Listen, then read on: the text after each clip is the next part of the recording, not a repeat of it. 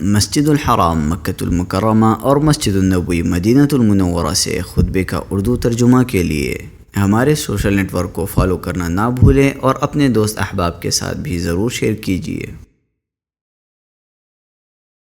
خطبہ جمعہ مسجد النبوی، تاریخ 2 جمادی الاول 1447 ہجری بمطابق 24 اکتوبر 2025 عیسوی۔ موضوع: اللہ کے اسماء و صفات پر ایمان اور اس کے تقاضے۔ خطیب فضیلۃ الشیخ حسین آل شیخ حفظہ اللہ۔ ترجمہ ثناء اللہ صادق تیمی۔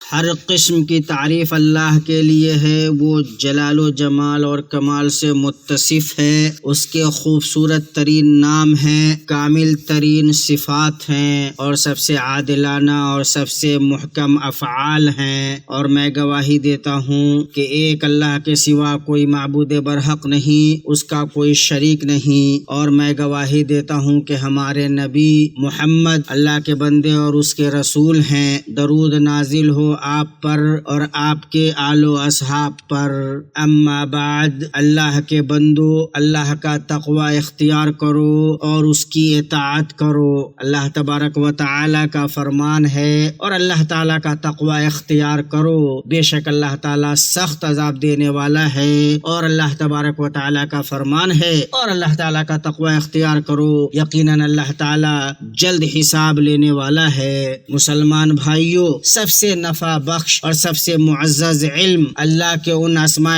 حسنہ کا علم ہے جو سب سے حسین معانی، سب سے کامل، عظیم اور شاندار صفات پر دلالت کرتے ہیں، اور سب سے عظیم ترین چیز جس سے دل روشن ہوتا ہے اور فرحت و شادمانی حاصل ہوتی ہے وہ وحی کے چراغ سے اللہ کے اچھے اچھے نام اور بلند صفات کی معرفت ہے۔ جس نے انہیں قبول کیا، ان سے رضامند ہوا اور تسلیم کیا، ان کے آگے سر تسلیم خم کر دیا اور ان پر اس کا دل مطمئن ہو گیا اور دل کو سکون مل گیا، ان کے ذریعے اللہ کی عبادت کرتے ہوئے اس کی معرفت ان سے قوی ہو گئی تو ان کے ذریعے اللہ پر اس کا ایمان اور مضبوط ہو گیا اور رب کی عظمت اس کے دل میں اور بیٹھ گئی اور خالق کے لیے اس کی محبت و تعظیم اور شدید ہو گئی۔ اس کی بڑی ضرورت ہے کہ دلوں کے پیدا کرنے والے اور انہیں وجود بخشنے والے کو جانا جائے، اس سے محبت کی جائے، اس کا ذکر کیا جائے، اس کے ذکر سے خوش ہوا جائے، اس کی قربت اور نزدیکی طلب کی جائے، اور اس کا راستہ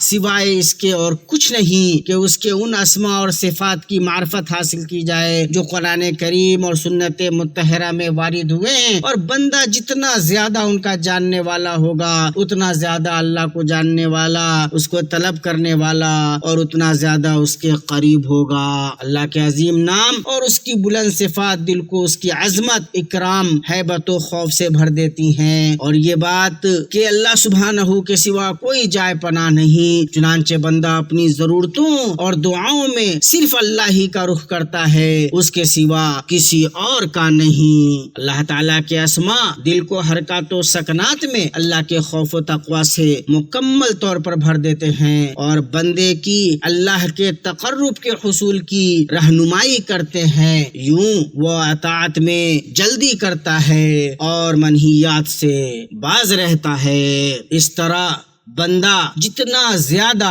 اللہ کے اسماء و صفات کو جانے گا اتنا زیادہ اس پر اس کا ایمان بڑھے گا، اللہ کے لیے عبودیت اور ہیبت و اجلال میں اضافہ ہوگا، اور اس کے لیے بندے کی عاجزی و انکسار اور اس کی طرف رغبت و طلب بڑھے گی۔ اللہ تبارک و تعالیٰ کا فرمان ہے اور اچھے اچھے نام اللہ ہی کے لیے ہیں، سو ان ناموں سے اللہ ہی کو موسوم کیا کرو، اور اللہ تبارک و تعالیٰ کا فرمان ہے وہی اللہ ہے جس کے سوا کوئی معبود نہیں، بہترین نام اسی کے ہیں، اور آپ صلی اللہ علیہ وسلم نے فرمایا اللہ کے 99 نام ہے، جس نے انہیں شمار کیا جنت میں داخل ہو گیا۔ متفق علیہ۔ انہیں شمار کرنے کا مطلب یہ ہے کہ ان کے الفاظ یاد کیے جائیں، ان کے مفہوم و مدلول کو سمجھا جائے اور ان کے تقاضوں اور احکام پر عمل کیا جائے۔ مفہوم یہ ہے کہ بندہ اللہ پاک کے لیے اسے ثابت کرے جسے اسماء و صفات میں سے قرآن و سنت کے نصوص نے ثابت کیا ہے، ان اسماء و صفات کو اللہ پاک کے شایان شان ان کے ظاہر پر رکھتے ہوئے بغیر کسی تحریف، تعطیل، تمثیل کے اور انسانی عقل کی فہم کے مطابق تکییف کے بغیر کہ اللہ پاک کی ذات و صفات کی کیفیت صرف اللہ کو معلوم ہے، اس علم کو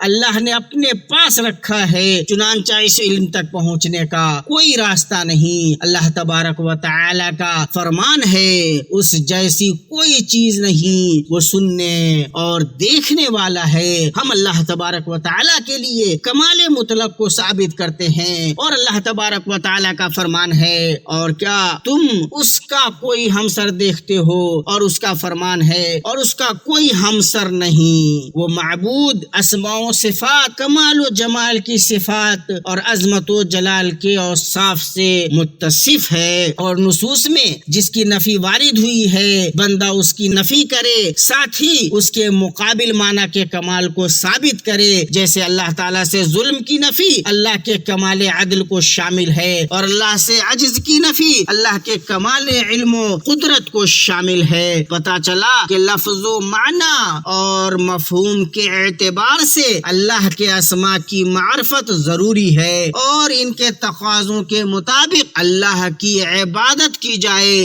اور ان کے ذریعے دعائے ثنا و عبادت اور دعائے سوال و طلب کی جائے۔ دعائے عبادت میں جب بندہ جان لے کہ اللہ ہی قوی، متین اور حکیم ہے تو وہ اپنے رب پر بھروسہ کرے گا، اپنے خالق کی طرف متوجہ ہوگا اور اس کے سوا مخلوقات کی طرف ملتفت نہیں ہوگا۔ اسی طرح جب وہ جانے گا کہ اس کا رب توبہ قبول کرنے والا، بہت رحم کرنے والا، بہت بخشنے والا اور حلیم ہے، تو اپنے رب کے حضور جلد توبہ کرے گا اور اپنے خالق کی طرف جلد رجوع کرے گا۔ اور جو جان لے گا کہ اللہ رقیب، شہید، بصیر، لطیف اور خبیر ہے تو لازماً اسے ڈر لگے گا کہ وہ اپنے رب کی نافرمانی کرے، اور وہ ضرور اپنے معبود سے خوف کھائے گا۔ اور دعائے سوال و طلب یہ ہے کہ انسان اپنی حاجت کے مطابق اپنے رب سے دعا مانگے، مثلاً کہے اے رحمان مجھ پر رحم کر،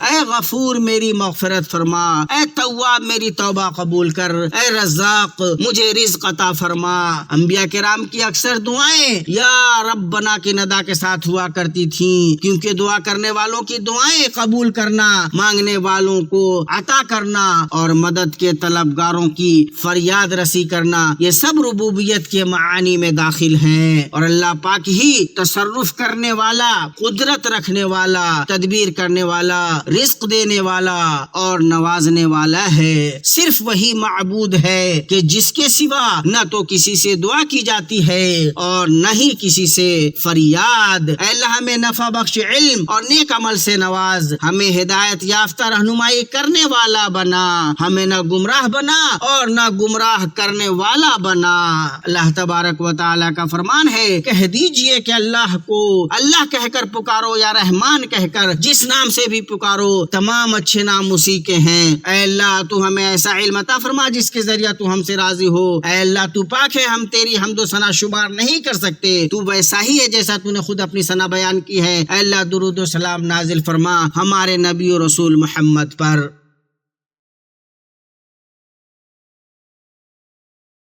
تمام تعریف اللہ کے لیے ہے، ایسی تعریف جو کبھی ختم ہونے والی نہیں، اور میں گواہی دیتا ہوں کہ اللہ کے سوا کوئی معبود برحق نہیں، وہ یکتا ہے، اس کا کوئی ساج ہی نہیں، اس شخص کی گواہی کی طرح جس نے عبادت کو صرف اللہ کے لیے خالص کیا اور اسی ایک اکیلے کی بندگی کی۔ اور میں گواہی دیتا ہوں کہ ہمارے نبی محمد اللہ کے بندے اور رسول ہیں، آپ ان میں سب سے افضل ہیں جنہوں نے اپنے خالق کی تعظیم کی اور اسے واحد جانا، اور اللہ رحمت و سلامتی نازل فرمائے آپ پر اور آپ کے آل و اصحاب پر، ایسی رحمت جس کی انتہا نہ ہو اور جو کبھی ختم نہ ہو۔ اما بعد لوگوں، اللہ کا تقوی اختیار کرو اور اس سے ڈرو، کیونکہ جو شخص اللہ کا تقوی اختیار کرتا ہے اللہ اسے ہر وقت برائیوں اور گناہوں سے بچاتا ہے۔ پھر اپنے رب کی بارگاہ میں خیر البشر ہمارے نبی محمد پر درود و سلام بھیجو، اللہ درود و سلام نازل فرمائے آپ پر اور آپ کے آل و اصحاب پر۔ اے اللہ ہمارے تمام گناہوں کو بخش دے، سبھی پریشانیوں کو خوشحالی میں بدل دے، تمام تمام قرضوں کی ادائیگی کر دے، سبھی مشکلات کو آسان کر دے اور تمام